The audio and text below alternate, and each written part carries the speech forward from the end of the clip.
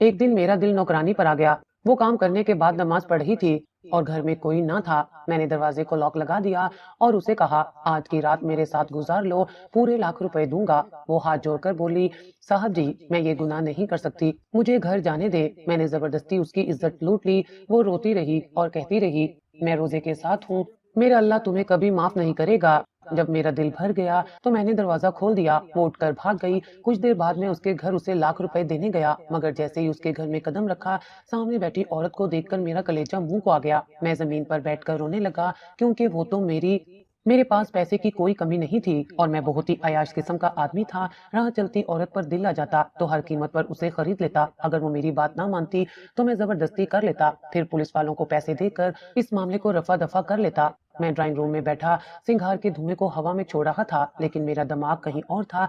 लैला का मुझे छोड़कर जाना मेरे लिए एक मामूली बात होनी चाहिए थी, लेकिन अजीब बात यह थी कि मैं उसके कहे गए अल्फाज दोहरा रहा था। हर औरत खरीदी नहीं जा सकती। कुछ लोग कीमत वसूल नहीं करते, बल्कि कीमत चुकाकर चले जाते हैं। ये अल्फाज मेरे अंदर कहीं छुप गए थे। लैला पर मेरा दिल आ गया था। मैंने रात गुजारने के लिए उसे अपने पास बुलाया था, मगर वो मुझे तन्हा छोड़कर कैसे भाग सकती थी। मैंने कभी किसी औरत की इतनी परवाह नहीं की थी, फिर आज ऐसे क्यों हो रहा था। फोन बजा तो देखा वसी चौधरी की कॉल थी। मैंने ओके किया तो आवाज आई, सिकंदर सब ठीक है ना। उसकी आवाज में तजस्सुस था। मैंने कहा सब ठीक है, बस कुछ अजीब लग रहा है। वो मुस्कुराकर बोला, पहली बार कोई तेरे हाथ से निकल गई, वरना हर बार तेरी जीत ही होती है। वसी ने कहा, लेकिन शायद वो ठीक कह रहा था। छोड़ो, कोई और काम की बात करो। मैंने मौजू बदला। वसी हंसा, अच्छा तो काम की बात सुन, कल दफ्तर में एक नई लड़की आई थी जॉब के लिए, काफी मासूम और शरीफ लग रही थी। मेरे ख्याल में वो तेरी सेक्रेटरी बनने के काबिल है। मैंने दिलचस्पी से पूछा, कौन है। नाम लाइबा है,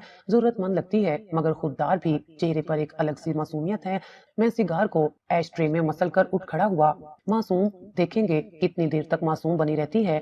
अगली सुबह मैं दफ्तर पहुंचा तो मैनेजर ने इतला दी, सर लाइबा नामी एक लड़की आपसे इंटरव्यू के लिए बैठी है। मैंने सर हिलाया, भेजो अंदर। कुछ लम्हों बाद दरवाजा हल्के से खुला और वो अंदर आई। मैंने सर उठाकर देखा, सांवली सी रंगत, बड़ी स्याह आंखें और एक अजीब सी शराफत उसके चेहरे पर नुमाया थी। वो वाकई मुख्तलिफ थी, जैसे दुनिया की चकाचौंध से बेनियाज हो। बैठे। मैंने हाथ के इशारे से उसे कुर्सी पर बैठने को कहा। वो खामोशी से बैठ गई, नजरें नीची, हाथों को मरोड़ती हुई। मैंने फाइल खोली। आपने एमबीए किया है, यह आपकी पहली जॉब होगी। जी। उसकी आवाज धीमी मगर पुरसकून थी। जरूरत क्यों महसूस हुई जॉब की। मैंने गहरी नजरों से उसकी तरफ देखा। उसने लम्हा भर को आंखें बंद की, जैसे कोई बोझ उठा रही हो। मेरी माँ बीमार है और इलाज के लिए पैसों की जरूरत है। मैंने हल्का सा मुस्कुराया, जरूरतमंद हो जी, लेकिन अपनी इज्जत से बढ़कर कुछ नहीं। उसके लहजे में मजबूती थी। मैंने कुर्सी से टेक लगाकर गौर से उसका चेहरा देखा। इज्जत, ये दुनिया इज्जत वालों के लिए नहीं बनी लाइबा। यहाँ सबकी कीमत लगती है। कुछ अपनी मर्जी से बिक जाते हैं, कुछ मजबूरी में। सवाल सिर्फ कीमत का है। उसने चौंक कर मेरी तरफ देखा।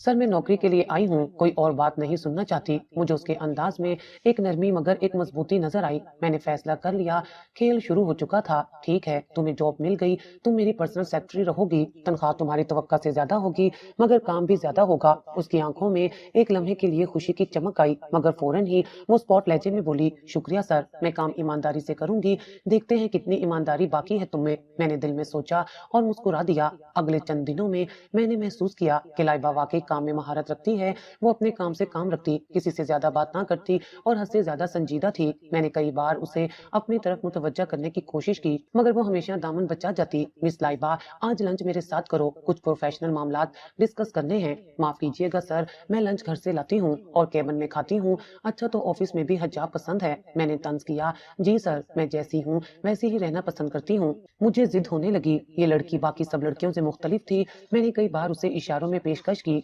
लेकिन वो साफ बच निकली। ये भी एक दिन झुकेगी, बस वक्त का इंतजार करो। सिकंदर, मैंने खुद से कहा और एक नया मंसूबा बनाया। मेरे लिए औरतों को काबू में करना कभी मुश्किल नहीं रहा था। हर लड़की की एक कमजोरी होती है। किसी को पैसे चाहिए होते हैं, किसी को शोहरत, किसी को इज्जत का लालच और कुछ को वो ख्वाब जो वो अपनी आंखों में बरसों से सजाए रखती हैं। लाइबा भी बस एक काम सी लड़की थी। फर्क सिर्फ इतना था कि वो नखरे ज्यादा कर रही थी। लेकिन ज्यादा देर नहीं। मैंने सिंगार का धुआं छोड़ते हुए सोचा, जल्दी ये भी मेरे कदमों में होगी। मैंने अपनी कुर्सी पर टेक लगाकर फोन उठाया और वसी चौधरी को कॉल की। यार लाइबा बड़ी जिद्दी निकली, पर मुझे मजा आ रहा है। वसी हंसा, तू कौन सा हार मानने वाला है सिकंदर शाह, जिस लड़की को चाहे उसे हासिल करना उसका हक समझता है। बिल्कुल, और अब वक्त आ गया है कि मैं अपनी चाल चलूं। मैंने मुस्कुराते हुए ہوئے کہا۔ وسیم نے اشتیاق سے پوچھا، اب کیا پلان ہے؟ کل دیکھنا یہ لڑکی خود میرے پاس آئے گی اور اپنی عزت میرے قدموں میں رکھ دے گی۔ اگلے دن لائبہ اپنے مخصوص انداز میں دفتر آئی، سنجیدہ، باوقار اور ہمیشہ کی طرح نظریں جھکا کر۔ میں نے اسے نظر انداز کرنے کا فیصلہ کیا، جیسے اس کی موجودگی یا غیر موجودگی میرے لیے کوئی معنی نہیں رکھتی تھی۔ کچھ گھنٹے گزرے، پھر اچانک میں نے مینیجر کو بلا کر سخت لہجے میں کہا، مس لائبہ کو کہو وہ ابھی میرے کیبن میں آئے۔ کچھ لمحوں بعد دروازہ کھلا اور وہ اندر داخل ہوئی۔ جی سر، اس نے دھیمے مگر محتاط لہجے میں کہا۔ میں نے بنا اس کی طرف دیکھے چند فائلیں میز پر رکھ دی۔ یہ سب چیک کرو اور شام تک فائنل کر کے مجھے دو۔ وہ خاموشی سے آگے بڑھی اور فائلیں اٹھا لی، لیکن جانے سے پہلے بولی، سر میں کچھ کہنا چاہتی ہوں۔ میں نے چہرہ اوپر اٹھایا، ماتھے پر تیوری ڈالتے ہوئے بولا، ہوں سر، میں نے کل آپ کی بات پر ساری رات غور کیا۔ میرے اندر تجسس جاگا مگر میں نے خود کو ظاہر نہیں ہونے دیا۔ اچھا، وہ ہلکا سا کانپتے ہوئے بولی، اگر میری نوکری بچانے کے لیے میں آپ کی شرط مان لوں تو کیا آپ یہ وعدہ کریں گے کہ اس کے بعد مجھ سے کوئی غلط مطالبہ نہیں کریں گے؟ میرے ہونٹوں پر فاتحانہ مسکراہٹ ابھری مگر میں نے اسے چھپا کر گہری سانس لی اور مصنوعی سنجیدگی سے بولا، مس لائبہ، میں کوئی زبردستی کرنے والا انسان نہیں ہوں۔ اگر آپ کو برا لگا ہو تو میں معذرت چاہتا ہوں۔ یہ سن کر وہ حیران رہ گئی۔ اس کی آنکھوں میں الجھن تھی، جیسے وہ میرے جواب کی توقع نہیں کر رہی تھی۔ مگر آپ نے کہا تھا، میں نے نرمی سے کہا۔ ہاں میں نے کہا تھا، لیکن میں تمہیں مجبور نہیں کروں گا۔ وہ کچھ لمحے خاموش رہی، پھر دھیرے سے بولی، شکریہ سر، ویسے میں ایک آخری آفر دیتا ہوں۔ میں نے کرسی سے جھک کر کہا، اگر تم چاہو تو میں تمہاری مدد کر سکتا ہوں۔ تمہاری ماں کے علاج کے تمام اخراجات اٹھانے کو تیار ہوں، بنا کسی شرط کے۔ لائبہ نے میری طرف بے یقینی سے دیکھا، جیسے اسے میرے بدلتے ہوئے انداز پر یقین نہ آ رہا ہو۔ کیوں سر، آپ واقعی مدد کرنا چاہتے ہیں؟ میں نے شرافت سے کہا، ہاں کیونکہ مجھے لگتا ہے کہ تم اس مدد کی حقدار ہو۔ اس کے چہرے پر کئی جذبات ابھرے، حیرت، پریشانی، شاید کسی حد تک سکون بھی۔ اگر واقعی ایسا ہے تو میں بہت شکر گزار ہوں۔ یہ کہہ کر وہ باہر نکل گئی اور میں نے مسکرا کر سگار کا ایک لمبا کش لیا۔ یہ تو بس شروعات ہے لائبہ، کھیل ابھی ختم نہیں ہوا۔ کچھ دن بعد لائبہ نے میری پیشکش قبول کر لی تھی اور میں نے اس کے لیے ایک پرائیویٹ ہسپتال میں اس کی ماں کا بہترین علاج شروع کروا دیا تھا۔ وہ مجھ سے شکر گزار تھی اور یہی میں چاہتا تھا، اس کے دل میں ایک نرم گوشہ بنا سکوں۔ ایک دن جب وہ آفس میں میرے سامنے کھڑی تھی، میں نے ہلکے لہجے میں کہا، مس لائبہ، کیا آپ کو کبھی لگا کہ انسان کی قیمت ایک لمحے میں بدل سکتی ہے؟ وہ چونک کر بولی، جی سر، کبھی کبھار جو لوگ ہمیں سب سے زیادہ ناپسند ہوتے ہیں، وقت کے ساتھ وہی سب سے زیادہ قریب آ جاتے ہیں۔ وہ خاموش رہی۔ میں نے آگے بڑھ کر فائل بند کر دی اور کہا، شام میں ایک میٹنگ ہے، میرے ساتھ چلنا ہوگا۔ مگر سر، یہ بزنس میٹنگ ہے مس لائبہ، کچھ اور نہیں۔ وہ لاجواب ہو گئی اور اس بات میں سر ہلا دیا۔ شام کو میں اسے اپنے ساتھ ایک پوش ریسٹورنٹ لے کر گیا۔ وہ نروس تھی مگر خاموش رہی۔ جب کھانے کے دوران میں نے ہلکے سے اس کے ہاتھ پر ہاتھ رکھا تو وہ فوراً پیچھے ہٹ گئی۔ سر، برائے کرم، میں نے پہلے ہی کہا تھا کہ میں صرف جاب کے لیے آئی ہوں، میں نے مسکراتے ہوئے کہا، اور میں نے پہلے ہی کہا تھا کہ یہ صرف ایک بزنس ڈنر ہے۔ تمہاری عزت میری نظروں میں ہمیشہ برقرار رہے گی۔ اس کے چہرے پر عجیب سی کیفیت تھی، جیسے وہ میرے بدلتے رویے کو سمجھنے کی کوشش کر رہی ہو، لیکن مجھے پتا تھا کہ میں یہ کھیل جیتنے والا ہوں۔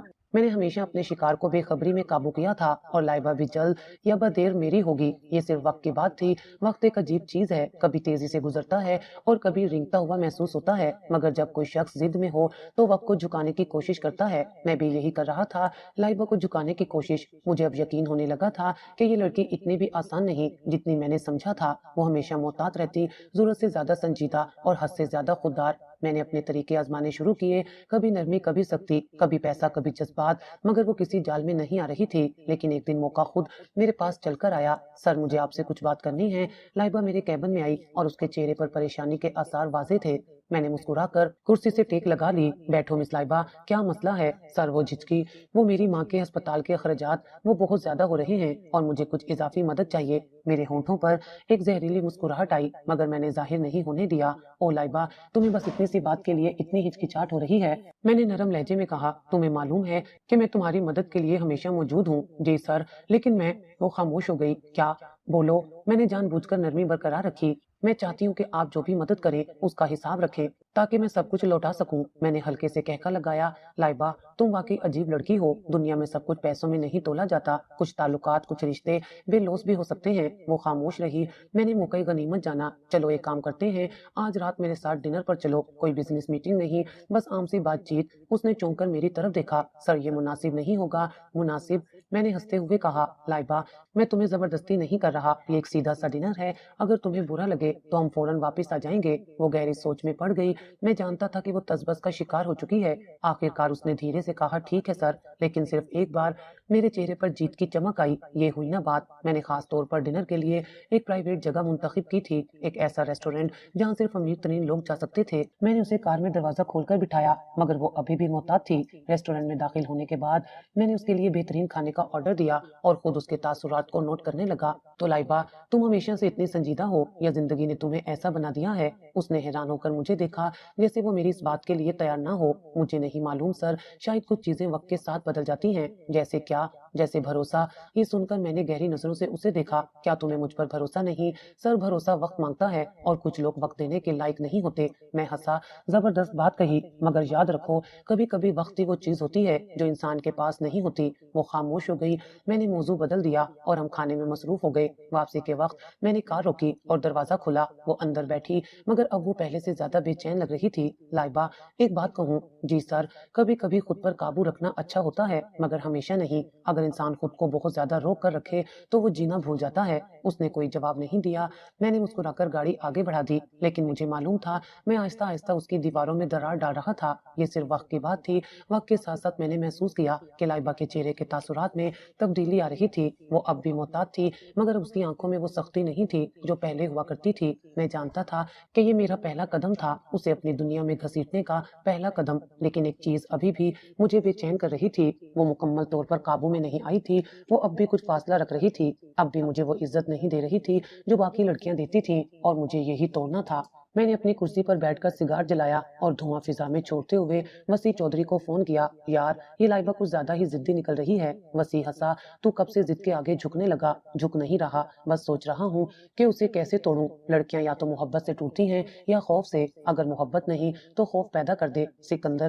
میں نے سنگار کی راکھ چھاڑی اور ہلکا سا مسکرا دیا۔ خوف؟ ہاں، شاید یہ وقت آ گیا ہے۔ اگلی صبح لائبہ دفتر میں داخل ہوئی تو میں نے جان بوجھ کر اسے مکمل نظر انداز کیا۔ وہ ہمیشہ میری ٹیبل پر روزانہ کی فائلیں رکھتی تھی، لیکن آج میں نے ایک نظر بھی اس کی طرف نہیں دیکھا۔ دوپہر کے قریب وہ ہچکچاتے ہوئے میرے کیبن میں آئی۔ سر، آپ نے کل کچھ فائلز چیک کرنی تھی۔ وہ میں نے کرسی سے ٹیک لگا کر سنگار سلکایا اور کہا رہنے دو لائبہ، تمہاری ضرورت نہیں ہے۔ وہ ٹھٹک گئی۔ سر، میں نے کچھ غلط کیا ہے؟ میں نے طنزیہ ہنسی کے ساتھ اسے دیکھا۔ ہاں، تمہاری سب سے بڑی غلطی یہ ہے کہ تمہیں نہیں معلوم کہ تم کس کے ساتھ کام کر رہی ہو۔ سر، میں سمجھی نہیں۔ میں نے اپنی آواز مزید سخت کر لی۔ دیکھو لائبہ، میں تمہارے ساتھ نرمی سے پیش آیا، تمہیں عزت دی، تمہاری ماں کے علاج کا خرچ اٹھایا، اور تم اب بھی مجھے شک کی نظر سے دیکھ رہی ہو۔ سر، میں نے کبھی… بس۔ میں نے زور سے میز پر ہاتھ مارا۔ وہ سہم گئی۔ کمرے میں خاموشی چھا گئی۔ میں نے اسے گہری نظروں سے دیکھا اور آہستہ سے کہا، اب بھی وقت ہے لائبہ، خود کو مشکل میں مت ڈالو۔ تم جانتی ہو کہ دنیا میں کچھ بھی مفت نہیں ملتا۔ اس کی آنکھوں میں بے بسی ابھر آئی۔ میں جانتا تھا کہ یہ وہ لمحہ تھا جہاں زیادہ تر عورتیں جھک جاتی ہیں، مگر لائبہ کی نظروں میں ایک عجیب سی ہمت تھی۔ سر، میں نے کبھی نہیں سوچا تھا کہ آپ ایسا کہیں گے۔ میں نے کرسی پر بیٹھتے ہوئے کہا، یہ دنیا ویسی نہیں ہے جیسی تم سوچتی ہو لائبہ۔ یہاں عزت بھی پیسوں سے خریدی جاتی ہے۔ نہیں سر، سب کچھ نہیں خریدا جا سکتا۔ دیکھیں گے، میں نے ہلکا سا مسکرا کر کہا۔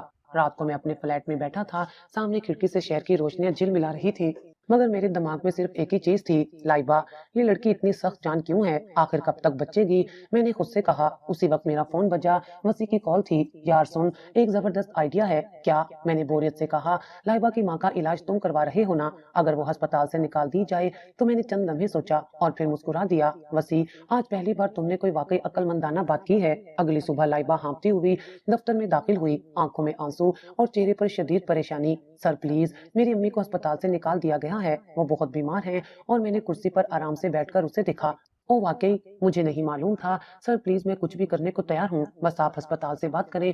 میرے اندر جیت کی لہر دوڑ گئی۔ میں نے سگار سلگاتے ہوئے کہا، کچھ بھی؟ وہ لمحہ بھر کو خاموش رہی، پھر آہستہ سے بولی، جی سر، کچھ بھی۔ میں نے مسکرا کر کہا، تو ٹھیک ہے، پھر آج رات میرے ساتھ چلو، ایک ڈنر کے لیے، بس ایک رات، اور تمہاری ماں کو ہسپتال میں بہترین علاج ملے گا۔ وہ سکتے میں آ گئی، اس کے ہونٹ لرزنے لگے، آنکھوں میں بے یقینی تھی۔ سر، میں کیسے؟ فیصلہ تمہارے ہاتھ میں ہے لائبہ، یا تو تم یہ موقع لو یا تمہاری ماں سڑک پر ہوگی۔ چند لمحے وہ کچھ نہ کہہ سکی، اس کی آنکھوں میں شدید کشمکش تھی، پھر آخرکار اس نے دھیرے سے کہا، ٹھیک ہے سر، میں چلوں گی۔ میرے اندر خوشی کی لہر دوڑ گئی۔ میں نے جیت کا مزہ لیتے ہوئے کہا، شاباش لائبہ، تم نے عقل مندانہ فیصلہ لیا۔ اسی رات میں نے اسے ایک پوش 5 स्टार होटल में बुलाया था। वो सादा लिबास में आई थी, मगर उसकी आंखों में एक अजीब सी कशिश थी, जैसे वो अपने वजूद से खुद को काट चुकी हो। मैंने शराब का गिलास घुमाया और मुस्कुराकर कहा, ये लो लाइबा, कुछ पियो ताकि तुम्हें रिलैक्स महसूस हो। नहीं सर, मैं ये सब नहीं करती। अच्छा तो क्या करती हो? मैंने तंजिया कहा, मैं अपनी माँ के लिए आई हूँ, बस मैंने कहका लगाया। और मैं तुम्हारे लिए हूँ लाइबा, आज रात सिर्फ मेरे लिए। वो खामोश रही, आंखें नीची कर ली। मैंने कुर्सी से झुककर उसकी थोड़ी को छुआ, मगर उसने फौरन पीछे हटकर आंखें बंद कर ली। सर प्लीज, मैंने हंसते हुए कहा, खौफजदा क्यों हो? मैं तुम्हारा मालिक नहीं हूँ अभी सर।